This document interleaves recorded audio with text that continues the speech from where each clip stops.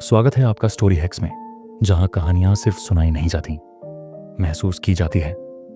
आज हम लेकर आए हैं रविंद्रनाथ टैगोर की कालजयी रचना नई रोशनी। तो आइए डूबते हैं शब्दों की उस दुनिया में जहां हर भाव एक नई चेतना बनकर उभरता है। बाबू अनाथ बंधु बीए में पढ़ते थे, परंतु कई वर्षों से निरंतर फेल हो रहे थे। उनके संबंधियों का विचार था कि वह इस वर्ष अवश्य उत्तीर्ण हो जाएंगे, पर इस वर्ष उन्होंने परीक्षा देना ही उचित न समझा। इसी वर्ष बाबू अनाथ बंधु का विवाह हुआ था। भगवान की कृपा से वधू सुंदर सच्चरित्रा मिली थी। उसका नाम विंध्यवासिनी था, किंतु अनाथ बाबू को इस हिंदुस्तानी नाम से घृणा थी। पत्नी को भी वह विशेषताओं और सुंदरता में अपने योग्य न समझते थे, परंतु विंध्यवासिनी के हृदय में हर्ष की सीमा न थी। दूसरे पुरुषों की अपेक्षा वह अपने पति को सर्वोत्तम समझती थी। ऐसा मालूम होता था कि किसी धर्म में आस्था रखने वाले श्रद्धालु व्यक्ति की भांति वह अपने हृदय के सिंहासन पर स्वामी की मूर्ति सजाकर सर्वदा उसी की पूजा किया करती थी। इधर अनाथ बंधु की सुनिए, वह न जाने क्यों हर समय उससे रुष्ट रहते और तीखे कड़वे शब्दों से उसके प्रेम भरे मन को हर संभव ढंग पर जख्मी करते रहते। अपनी मित्र मंडली में भी वह उस बेचारी को घृणा के साथ स्मरण करते। जिन दिनों अनाथ बंधु कॉलेज में पढ़ते थे, उनका निवास ससुराल में ही था। परीक्षा का समय आया, किंतु उन्होंने परीक्षा दिए बगैर ही कॉलेज छोड़ दिया। इस घटना पर अन्य व्यक्तियों की अपेक्षा विंध्यवासिनी को अधिक दुख हुआ। रात के समय उसने विनम्रता के साथ कहना आरंभ किया, प्राणनाथ, आपने पढ़ना क्यों छोड़ दिया? थोड़े दिनों का कष्ट सह लेना कोई कठिन बात न थी। पढ़ना लिखना कोई बुरी बात तो नहीं है। पत्नी की इतनी बात सुनकर अनाथ बंधु के मिजाज का पारा 120 डिग्री तक पहुंच गया। बिगड़कर कहने लगे, पढ़ने लिखने से क्या मनुष्य के 4 हाथ पांव हो जाते हैं? जो व्यक्ति पढ़ लिखकर अपना स्वास्थ्य खो बैठते हैं, उनकी दशा अंत में बहुत बुरी होती है। पति का उत्तर सुनकर विंध्यवासिनी ने इस प्रकार स्वयं को सांत्वना दी, जो मनुष्य गधे या बैल की भांति कठिन परिश्रम करके किसी न किसी प्रकार सफल भी हो गए, परंतु कुछ न बन सके, तो फिर उनका सफल होना न होना बराबर है। इसके दूसरे दिन पड होश में रहने वाली सहेली कमला विंध्यवासिनी को एक समाचार सुनाने आई। उसने कहा, आज हमारे भाई बीए की परीक्षा में उत्तीर्ण हो गए। उनको बहुत कठिन परिश्रम करना पड़ा, किंतु भगवान की कृपा से परिश्रम सफल हुआ। कमला की बात सुनकर विंध्य ने समझा कि वह पति की हंसी उड़ाने को कह रही है। वह सहन कर गई और दबी आवाज से कहने लगी, बहन, मनुष्य के लिए बीए पास कर लेना कोई कठिन बात नहीं, परंतु बीए पास कर लेने से होता क्या है? विदेशों में लोग बीए और एमए पास व्यक्तियों को घृणा की दृष्टि से देखते हैं। विंध्यवासिनी ने जो बातें कमला से कही थीं, वे सब उसने अपने पति से सुनी थी। नहीं तो उस बेचारी को विलायत का हाल क्या मालूम था। कमला आई तो थी हर्ष का समाचार सुनाने, किंतु अपनी प्रिय सहेली के मुख से ऐसे शब्द सुनकर उसको बहुत दुख हुआ, परंतु समझदार लड़की थी। उसने अपने हृदयगत भाव प्रकट न होने दिए। उल्टा विनम्र होकर बोली, बहन, मेरा भाई तो विलायत गया ही नहीं, और न मेरा विवाह ऐसे व्यक्ति से हुआ है जो विलायत होकर आया हो, इसलिए विलायत का हाल मुझे कैसे मालूम हो सकता है? इतना कहकर कमला अपने घर चली गई, किंतु कमला का विनम्र स्वर होते हुए भी ये बातें विंध्य को अत्यंत कटु प्रतीत हुई। वह उनका उत्तर तो क्या देती? हाँ, एकांत में बैठकर रोने लगी। इसके कुछ दिनों पश्चात एक अजीब घटना घटित हुई, जो विशेषतः वर्णन करने योग्य है। कलकत्ता से एक धनवान व्यक्ति, जो विंध्य के पिता राजकुमार के मित्र थे, अपने कुटुंब सहित आए और राजकुमार बाबू के घर अतिथि बनकर रहने लगे। चूंकि उनके साथ कई आदमी और नौकर चाकर थे, इसलिए जगह बनाने को राजकुमार बाबू ने अनाथ बंधु वाला कमरा भी उनको सौंप दिया और अनाथ बंधु के लिए एक और छोटा सा कमरा साफ कर दिया। यह बात अनाथ बंधु को बहुत बुरी लगी।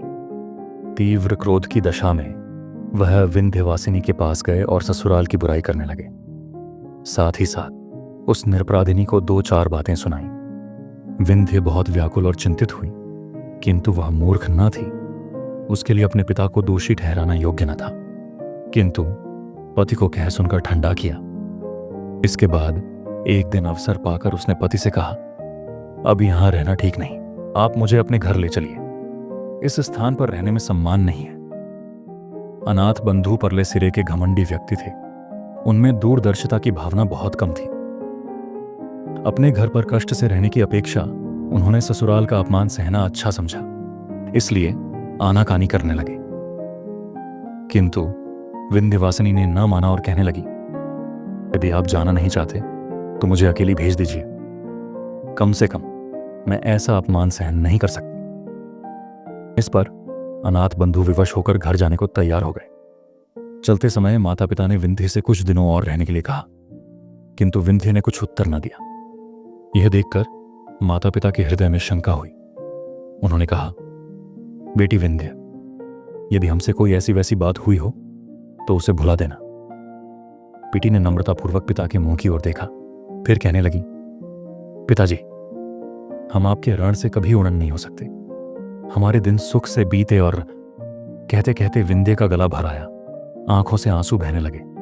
इसके पश्चात उसने हाथ जोड़कर माता पिता से विदा चाही और सबको रोता हुआ छोड़कर पति के साथ चल दी।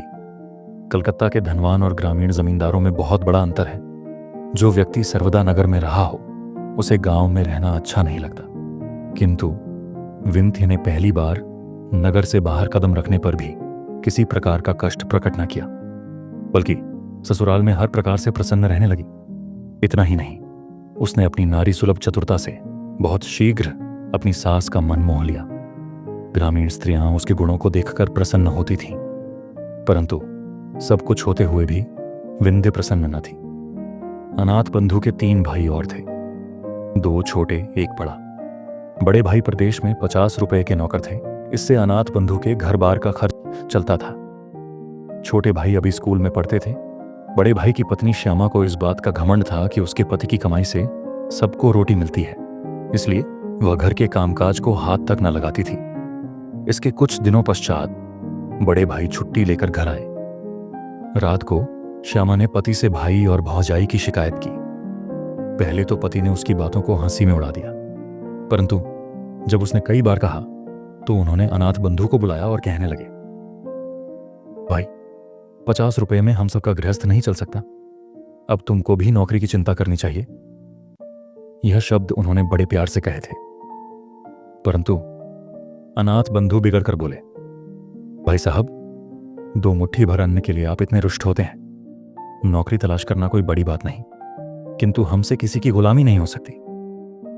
इतना कहकर वह भाई के पास से चले आए। इन्हीं दिनों गांव के स्कूल में 3rd मास्टर का स्थान खाली हुआ था। अनाथ बंधु की पत्नी और उनके बड़े भाई ने उस स्थान पर उनसे काम करने के लिए बहुत कहा, किंतु उन्होंने ऐसी तुच्छ नौकरी स्वीकार न की। अब तो अनाथ बंधु को केवल विलायत जाने की धुन समाई हुई थी। एक दिन अपनी पत्नी से कहने लगे, देखो, आजकल विलायत गए बिना मनुष्य का सम्मान नहीं होता और ना अच्छी नौकरी मिल सकती है, इसलिए हमारा विलायत जाना आवश्यक है। तुम अपने पिता से कहकर कुछ रुपया मंगा दो तो हम चले जाएं। विलायत जाने की बात सुनकर विंध्य को बहुत दुख हुआ।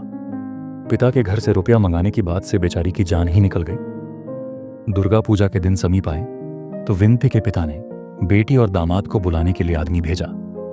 विंध्य खुशी खुशी मैके आई। मां ने बेटी और दामाद को रहने के लिए अपना कमरा दे दिया। दुर्गा पूजा की रात को यह सोचकर कि पति न जाने कब वापस आए, विंध्य प्रतीक्षा करते करते सो गई। सुबह उठी तो उसने अनाथ बंधु को कमरे में न पाया। उठकर देखा तो मां का लोहे का संदूक खुला पड़ा था। सारी चीजें इधर उधर बिखरी पड़ी थीं और पिता का छोटा कैश बॉक्स जो उसके अंदर रखा था गायब था। विंध्य का हृदय धड़कने लगा। उसने सोचा कि जिस बदमाश ने चोरी की है उसी के हाथों पति को भी हानि पहुंची है। परंतु थोड़ी देर बाद उसकी दृष्टि एक कागज के टुकड़े पर जा पड़ी जी। वह उठाने लगी तो देखा कि पास ही कुंजियों का एक गुच्छा पड़ा है। पत्र पढ़ने से मालूम हुआ कि उसका पति आज ही प्रातः जहाज पर सवार होकर विलायत चला गया है। पत्र पढ़ते ही विंध्य की आंखों के सामने अंधेरा छा गया। वह दुख के आघात से जमीन पर बैठ गई और आंचल से मुंह ढांपकर रोने लगी। आज सारे बंगाल में खुशियां मनाई जा रही थीं, किंतु विंध्य के कमरे का दरवाजा अब तक बंद था। इसका कारण जानने के लिए विंध्य की सहेली कमला ने दरवाजा खटखटाना आरंभ किया, किंतु अंदर से कोई उत्तर न मिला तो वह दौड़कर विंध्य की मां को बुला लाई। मां ने बाहर खड़ी होकर आवाज दी, विंध्य, अंदर क्या कर रही है? दरवाजा तो खोल बेटी। मां की आवाज पहचानकर विंध्य ने झट आंसुओं को पोंछ डाला और कहा, माताजी, पिताजी को बुला लो। इससे मां बहुत घबराई। उसने तुरंत पति को बुलवाया। राजकुमार बाबू के आने पर विंध्य ने दरवाजा खोल दिया और माता पिता को अंदर बुलाकर फिर दरवाजा बंद कर लिया। राजकुमार ने घबराकर पूछा, विंध्य, क्या बात है? तू रो क्यों रही है? यह सुनते ही विंध्य पिता के चरणों में गिर पड़ी और कहने लगी, पिताजी, मेरी दशा पर दया करो, मैंने आपका रुपया चुराया है। राजकुमार आश्चर्यचकित रह गए। उसी हालत में विंध्य ने फिर हाथ जोड़कर कहा, पिताजी, इस अभागिन का अपराध क्षमा कीजिए। स्वामी को विलायत भेजने के लिए मैंने यह नीच कर्म किया है। अब राजकुमार को बहुत क्रोध आया। डांट कर बोले, दुष्ट लड़की, यदि तुझको रुपये की आवश्यकता थी तो हमसे क्यों न कहा? विंध्य ने डरते डरते उत्तर दिया, पिताजी, आप उनको विलायत जाने के लिए रुपया न देते। ध्यान देने योग्य बात है कि जिस विंध्य ने कभी माता पिता से रुपये पैसे के लिए विनती तक न की थी, आज वह पति के पाप को छिपाने के लिए चोरी का इल्जाम अपने ऊपर ले रही थी। विंध्यवासिनी पर चारों ओर से घृणा की बौछारें होने लगीं। बेचारी सब कुछ सुनती रही किंतु मौन थी। तीव्र क्रोधावेश की दशा में राजकुमार ने बेटी को ससुराल भेज दिया। इसके बाद समय बीतता गया, किंतु अनाथ बंधु ने विंध्य को कोई पत्र न लिखा और न अपनी मां की ही कोई सुध-बुध ली। पर जब आखिरकार सब रुपए जो उनके पास थे खर्च हो गए तो बहुत ही घबराए और विंध्य के पास एक तार भेजकर तकाजा किया। विंध्य ने तार पाते ही अपने बहुमूल्य आभूषण बेच डाले और उनसे जो मिला वह अनाथ बाबू को भेज दिया। अब क्या था, जब कभी रुपयों की आवश्यकता होती वह झट विंध्य को लिख देते और विंध्य जिस तरह बन पड़ता अपने रहे सहे आभूषण बेचकर उनकी आवश्यकताओं को पूरा करती रहती। यहां तक कि बेचारी गरीब के पास कांच की 2 चूड़ियों के सिवाय कुछ भी शेष न रहा। अब अभागी विंध्य के लिए संसार में कोई सुख शेष न रहा था। संभव था वह किसी दिन दुखी हालत में आत्महत्या कर लेती, किंतु वह सोचती कि मैं स्वतंत्र नहीं, अनाथ बंधु मेरे स्वामी हैं, इसलिए कष्ट सहते हुए भी वह जीवन के दुख उठाने पर विवश थी। अनाथ बंधु के लिए वह जीवित रहकर अपना कर्तव्य पूरा कर रही थी, किंतु अब चूंकि उसके लिए विरह का दुख सहना कठिन हो गया था, इसलिए विवश होकर उसने पति के नाम वापस आने के लिए पत्र लिखा। इसके थोड़े दिनों बाद अनाथ बंधु बैरिस्टरी पास करके साहब बहादुर बने हुए वापस लौट आए, परंतु देहात में बैरिस्टर साहब का निर्वाह होना कठिन था, इसलिए पास ही एक कस्बे में होटल का आश्रय लेना पड़ा।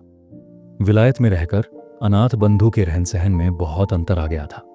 वह ग्रामीणों से घृणा करते थे।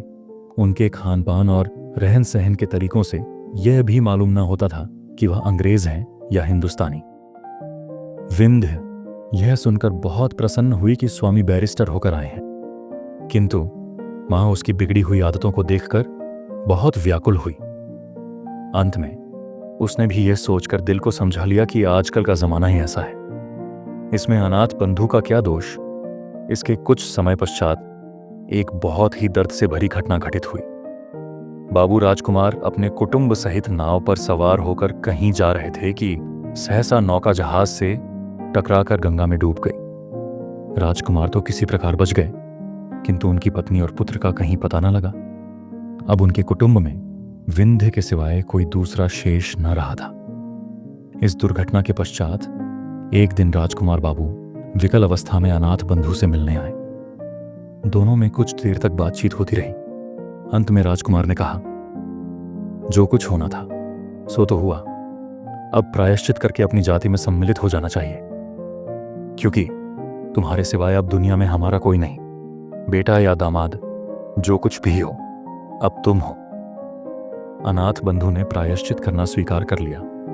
पंडितों से सलाह ली गई तो उन्होंने कहा, यदि इन्होंने विलायत में रहकर मांस नहीं खाया है तो इनकी शुद्धि वेद मंत्रों द्वारा की जा सकती है। यह समाचार सुनकर विंध्य हर्ष से फूली न समाई और अपना सारा दुख भूल गई। आखिर एक दिन प्रायश्चित की रस्म अदा करने के लिए निश्चित किया गया। बड़े आनंद का समय था। चहुओं और वेद मंत्रों की गूंज सुनाई देती थी। प्रायश्चित के पश्चात ब्राह्मणों को भोजन कराया गया और इसके परिणाम स्वरूप बाबू अनाथ बंधु नए सिरे से बिरादरी में सम्मिलित कर लिए गए। परंतु ठीक उसी समय जब राजकुमार बाबू ब्राह्मणों को दक्षिणा दे रहे थे, एक नौकर ने कार्ड लिए हुए घर में प्रवेश किया और राजकुमार से कहने लगा, बाबूजी, एक मेम आई है। मेम का नाम सुनते ही राजकुमार बाप चकराए। कार्ड पढ़ा। उस पर लिखा था, मिसेज अनाथ बंधु सरकार। इससे पहले कि राजकुमार बाबू हाँ या ना में कुछ उत्तर देते, एक गोरे रंग की यूरोपियन युवती खटखट करती अंदर आ उपस्थित हुई। पंडितों ने उसको देखा तो दक्षिणा लेनी भूल गए। घबराकर जिधर जिसके सींग समाए निकल गए। इधर मेम साहिबा ने जब अनाथ बंधु को न देखा तो बहुत विकल हुई और उनका नाम ले लेकर आवाजें देने लगी। इतने में अनाथ बंधु कमरे से बाहर निकले। उन्हें देखते ही मेम साहिबा माय डियर कहकर झट उनसे लिपट गई। यह दशा देखकर घर के पुरोहित भी अपना बोरिया बिस्तर संभालकर विदा हो गए। उन्होंने पीछे मुड़कर भी न देखा। ये थी नई रोशनी, महान लेखक रविंद्रनाथ टैगोर की एक मार्मिक प्रस्तुति। ऐसी ही अनमोल कहानियों के लिए जुड़िए हमारे साथ स्टोरी हैक्स, जहां हर कहानी बुनती है एक नया एहसास।